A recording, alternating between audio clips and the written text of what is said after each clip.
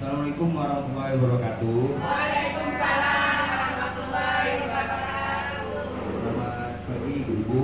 Perkenalkan, nama saya Yosef Putra.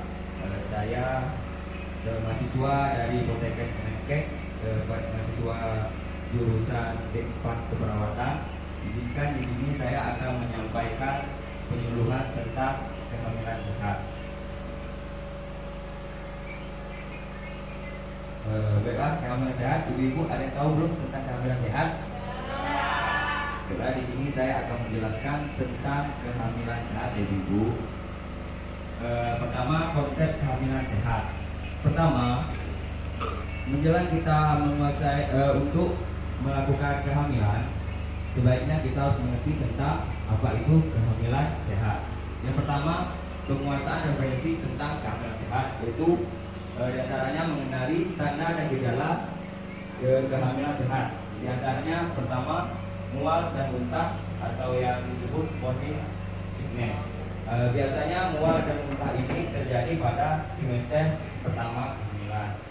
Apabila pada 9 bulan terakhir kita masih mengalami mual dan muntah, itu sebaiknya kita periksa ke dokter atau dibawa ke rumah sakit, karena itu kemungkinan bisa terjadi dehidrasi atau yang biasa disebut hyperemesis gravidarum. Terus biasanya kalau kehamilan sehat itu sensitif terhadap bau makanan dan bau-bauan atau bau-bauan yang menyengat. Biasanya kalau ibu-ibu yang lagi hamil penciumannya agak sensitif, itu tanda dan gejala kehamilan sehat. Terus ibu-ibu yang hamil sering buang air kecil dan cemas ibu, itu tanda kehamilan sehat. Terus ibu-ibu mudah lelah, terus sering terjadi kontraksi perut dan perubahan emosional atau mood swing. Mood swing itu biasa terjadi, itu menandakan kita mengalami kehamilan yang sehat. Mudah marah atau sensitivitas, itu biasa terjadi pada kehamilan sehat. Terus kedua, setelah kita memahami konsep tentang atau referensi tentang kehamilan sehat dan gejalanya, kedua kita harus mengatur pola makan dan kandungan gizi pada saat kita hamil. Berikut beberapa nutrisi yang diperhatikan bagi ibu hamil agar nantinya janin yang dikandung lahir dengan sehat dan cerdas. Pertama, ibu harus mengonsumsi makanan yang mengandung energi.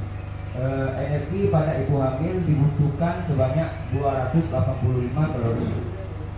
Atau makan-makanan yang mengandung energi bersumber dari makanan yang mengandung karbohidrat, diantaranya padi-padian, ubi-ubian, dan gula murni, lemak, dan minyak-minyak kacang-kacangan. Terus makanan yang banyak mengandung protein. Jadi ibu hamil sebaiknya banyak mengandung makanan yang mengandung protein. Di antaranya apa saja ibu-ibu? Di antaranya telur, ikan, daging, susu sapi, kerang-kerangan, terus minyak nabati, kacang kedelai, tahu, tempe. Jadi ibu hamil harus mengkonsumsi makanan yang banyak protein. Terus ibu hamil harus rajin mengkonsumsi kalsium. Di antara kalsium itu terdapat di susu, yogurt, tahu, ikan teri, dan sarden. Terus mengkonsumsi makanan yang mengandung asam folat. Gunanya asam folat itu untuk membantu perkembangan otak janin. Yang makanan yang mengandung asam folat adalah kol, kangkung, daging, kacang-kacangan, gandum, dan jeruk atau orange. Terus makanan yang mengandung zat besi, makanan yang kaya mengandung zat besi antara lain daging, hati, telur, ikan, bayam, dan brokoli. Terus magnesium, makanan yang banyak mengandung magnesium meliputi tahu, gandum, sayur-sayuran berdaun hijau. Fosfat dapat diperoleh di kacang tanah, terigu, kacang mete, hati, dan lain. Terus ibu hamil harus mengkonsumsi banyak vitamin A, B6, vitamin C, vitamin D, dan C. Terus mengkonsumsi susu. Jadi inilah makanan yang sehat atau yang bagus untuk kehamilan sehat. Terus ibu yang kehamilan sehat harusnya menghindari mengkonsumsi alkohol. Meskipun dalam jumlah sedikit, karena alkohol dapat merusak janin dalam kandungan. Dampak mengkonsumsi alkohol menyebabkan sindrom alkohol janin. Hal ini berakibatkan janin akan mengalami perkembangan lambat baik sebelum bayi lahir maupun sesudah bayi lahir. Jadi ibu-ibu untuk kehamilan sehat sebaiknya ibu-ibu tidak boleh atau menghindari minuman beralkohol. Terus ibu-ibu yang hamil sehat harusnya menghindari merokok karena asap rokok akan mengurangi pasokan oksigen yang sangat diperlukan dalam proses pertumbuhan saraf janin.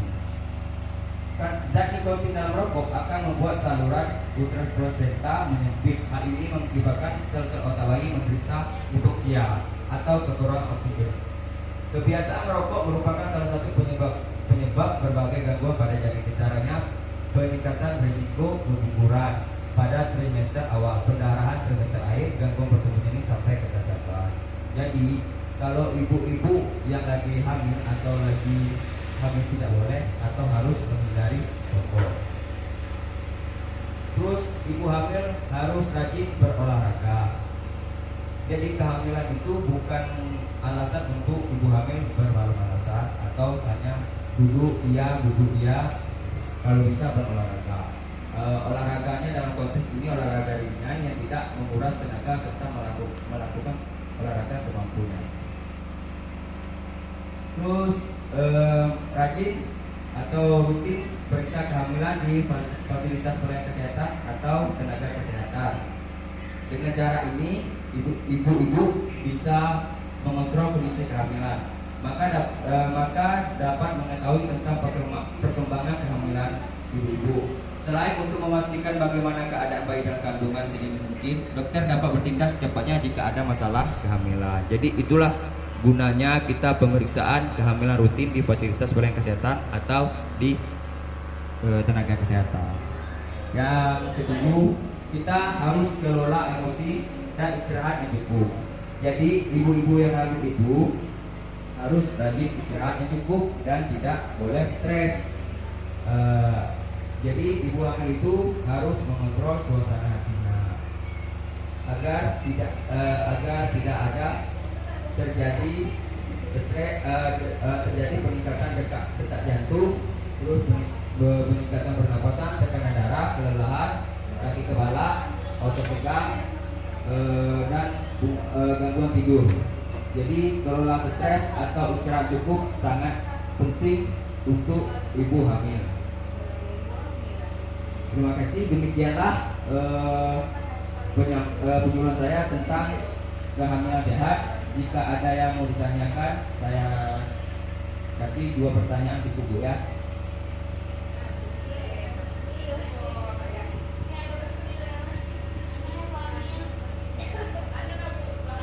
Ada yang mau tanyakan Bu? Silakan Bu.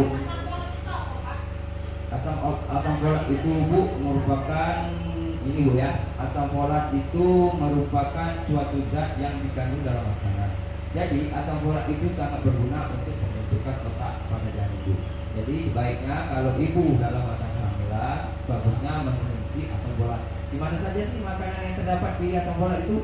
Itu Bu, pertama di sayuran seperti kol, kangkung, daging, kacang-kacangan, gandum. Kalau buah itu seperti orange gitu, kayak jeruk gitu Bu ya. Bisa Bu, bisa. Bisa. Biasanya kalau kita biasa ikut posyandu itu ya, biasanya kalau kita sering ikut posyandu kalau dalam masa kehamilan itu biasanya dikasih itu di posyandu asam folat ataupun kita memeriksa kehamilan di dokter.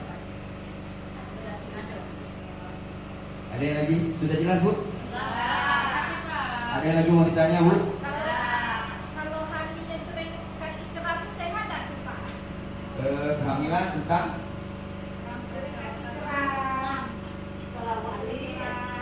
itu termasuk hamil sehat atau tidak? konsekuensi sehat Bu ini. Inilah Bu, kalau kehamilan sehat Bu, pertama mual muntah. Ini tanda dan gejalanya Bu ya. bahwa kita sedang hamil dalam keadaan sehat. Pertama, mual muntah, sensitif terhadap makanan, sering buang air kecil, berbudaya, mudah lelah. Mungkin termasuk ke mudah lelah. Nah, jadi maksudnya itu kalau misal kita sering kram atau kita sering nyeri, itu tidak ada masalah. Itu merupakan ciri-ciri dari hamil sehat.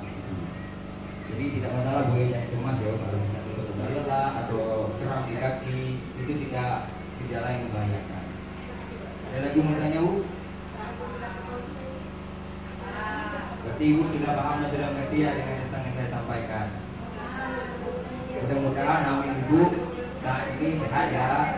Kalau ada tanda dan gejala seperti ini Ibu jangan cemas. Berarti itu tanda kehamilan Ibu sehat. Jadi yang ini harus Ibu seperti mengatur pola makan, sudah dijelaskan tadi Ibu ya, makan yang bagus untuk kehamilan. Terus harus menghindari minuman beralkohol karena membahayakan janin. Iya Bu, berarti kita harus hindari minum alkohol Bu, karena minum beralkohol berbahaya bagi perkembangan janin. Terus kita harus menghindari rokok. Oke Bu. Kalau hamil harus rajin berolahraga, karena berolahraga berat Ibu ya. Berolahraga ringan saja Ibu ya. Terus tadi periksa kehamilan, sering ikut posyandu, terus periksa di bidannya ataupun di dokternya Bu ya. Minimal di tubuh 3 kali. Ya minimal 3 kali Bu ya. Kehamilan pertama 3 bulan pertama, terus 6 bulan, terus mau melahirkan Bu ya. Terus Ibu jangan stres kalau hamil, istirahat yang cukup, karena kalau Ibu stres atau apa itu akan mempengaruhi kepada janinnya. Sudah ngerti Bu ya? Ya. Baik Ibu, terima kasih waktunya. Saya akhiri, wabillahi taufiq wal hidayah. Assalamualaikum warahmatullahi wabarakatuh.